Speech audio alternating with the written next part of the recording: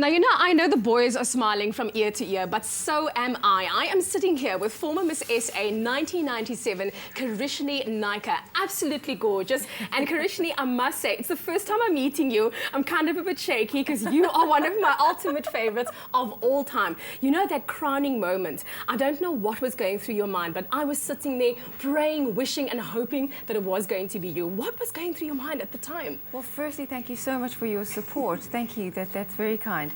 I was completely overwhelmed. It was literally a feeling of a Cinderella tale. And I loved every second of it. I did not expect it in the least. It was not an industry that I was part of at all.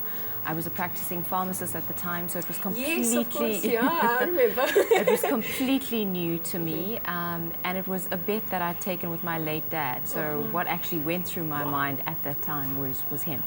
Because he had died 3 years prior to the crowning. So it was quite a moment for you. I'm Yes. so glad that you won, I have to say. I'm a little bit biased here today, but that's okay.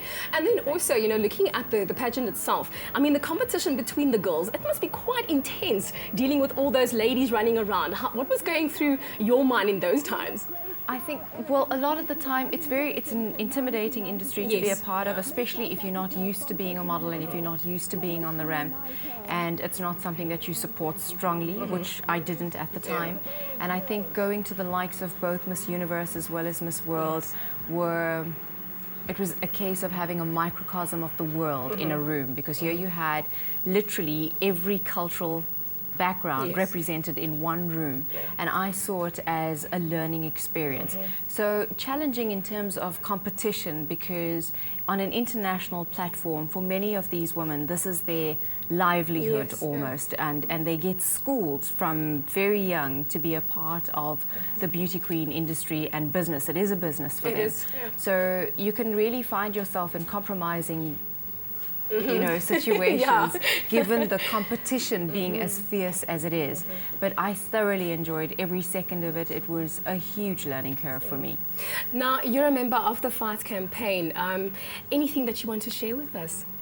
FITE stands for Financial Independence Through Entrepreneurship, and I think it's a phenomenal campaign, especially given the fact that it does support women.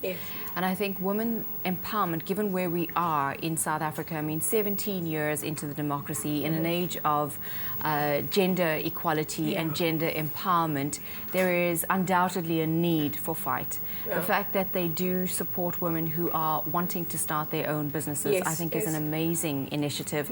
Because there's so many women out there who have brilliant ideas and don't know where to start. And I think that, joining an organization like FITE and being a part of it and having them perhaps guide you in terms of what it is that you want to do and trying to find you the financial support is something which can be quite encouraging for anybody wanting to start a new business.